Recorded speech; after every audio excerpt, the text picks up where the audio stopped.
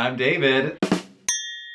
Big Brother over the top. This week is mind-numbing. So much happened. Oh my god. I mean, I completely forgot last week that there was a double eviction. Yeah. Okay. Whew. So we had 2 co-HOHs. Yes. That changed the strategy. Right. And they put up people on their teams in hopes they would win, pull themselves off, and they could backdoor their real targets. Right. Danielle ends up winning veto. Yep. Leaving Jason in charge to renom. They make a deal. A fake deal. Fake deal. He did this on purpose too. Like, just for fun. yeah. That they would put up Justin. This was the deal for Alex, Morgan, and Shelby. Yeah, they're gonna do a final 5 with Jason and Danielle, and they're gonna get Justin out this week. But it's all for show. Meanwhile, also, Whitney has completely deteriorated from the Ball Smashers. Like, she is 100% out of Ball Smashers. They are not happy with her. She's not happy with them. So once this veto meeting happens, where Jason does not hold up his end of this bargain, and he instead puts Morgan up on the block instead of Justin. Yeah. Then things get explosive. Woo! So then, of course, the Ball Smashers come outside. You know, everybody's kind of congregating outside on the patio furniture. Morgan, Alex, and Shelby come and confront Jason, and they're saying, like, you know, how could you do this? They were wound up. Oh, man, they were upset. mad. And then, of course, they're confronting Whitney, too, and Whitney's like, I didn't say, you know, blah, blah, blah. I just have a relationship with Justin. Once again, Jason and everyone are saying, no, Whitney never turned on you guys. Yeah. Whitney does not give us info on you guys. Yeah. We don't know your alliance name. Like, Whitney is not like a traitor. Right, and then Morgan's like, I know I'm going home. And Jason's like, you're not going home. Alex is going home. I thought it was really funny. Alex was a bit in denial that she was a target and would be going home. Because she kind of was like, wait, what? Yeah. After Jason and like, said there that. were a couple times that she was like, I don't know.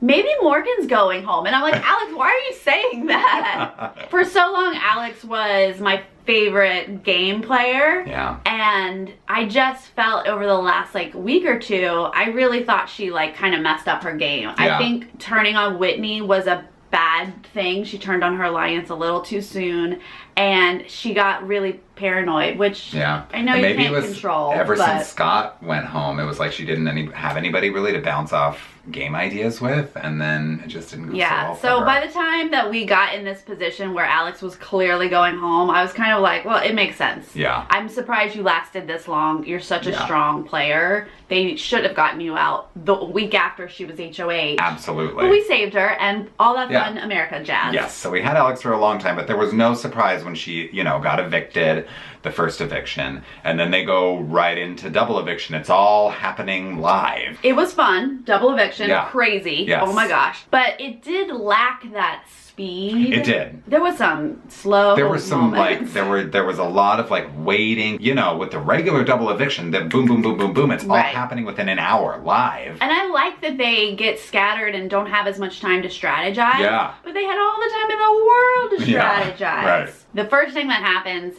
after Alex is evicted is they play HOH. Yes, Danielle wins HOH. So Shelby and Morgan are devastated. Oh, despondent. Sobbing. They are just lost in this sea mess. of Big Brother. And they're just sitting next to each other, and they think it's all over for them. They're just gonna get picked off one by one, and then it's gonna be the late night jamboree for the rest of the season. There's no hope. But we don't want to watch that. No, so that's America not fun. comes to the rescue. Yes. I'm loving America's power in this game I more really do. and more. I know. So they, of course, give the care package to Morgan, and unbeknownst to some people who are voting, including Sarah, we didn't know that we were giving safety and the veto. That was not clear in the We rules. just thought it was the veto. So the assumption was that we would give it to Morgan, and Morgan would pull herself off, and then Shelby would go home. Shelby would go home. And there was a lot of talk about that online at the time, which made me nervous because I didn't want Shelby to go home. I actually was fine if Morgan went home. Yeah, but I like prefer to keep Shelby. Even though I voted to give the care package to Morgan, I was very, very torn and just wasn't sure it was gonna pan out. Yes. But care package comes down from Morgan. They read it out loud. Not only is she safe and cannot be nominated, but she now has the power of veto. So her and Shelby are automatically, basically off the table. That's There's no point in nominating No them. point. Which then means, oh crap.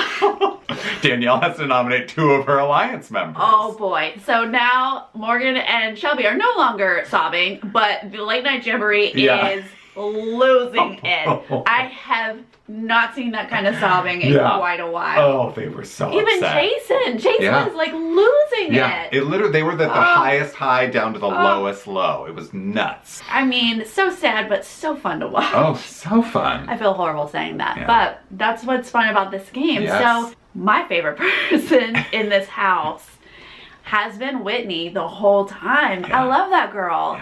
And I think she's way smarter than most people gave her credit for.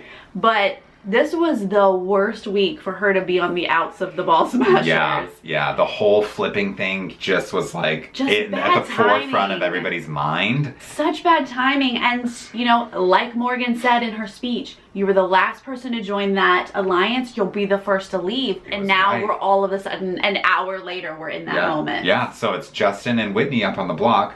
I have never been so emotional during a Big Brother eviction ceremony. I don't think I've ever seen such an emotional eviction ceremony on Big Brother.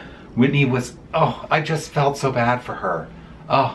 And her speech was so nice, you know, like so whatever happens, know that I love you all. And because she's a beautiful person. So gracious. Whitney, I love you. I love you so much. Yeah, that was just such a great moment, and she really won me over in defeat, you know? It was lovely to see that, really, honestly, the whole house was sad to see her go. Yeah, but we should say it wasn't outright defeat, right? Because the house guests made it a tie, so Danielle had to break the tie. There was some debate, and the Late Night Jamboree did go back and forth on, like, is this the moment to get Justin out? Yeah. And they kept saying, we know we have to eventually, but do we yet? Right. And, of course, Morgan and Shelby were like, yes, absolutely, you do it right now. Yeah, they were like, he is the target. They were like, we don't want Whitney here, but that's emotional. Justin is the one we need to get out tonight.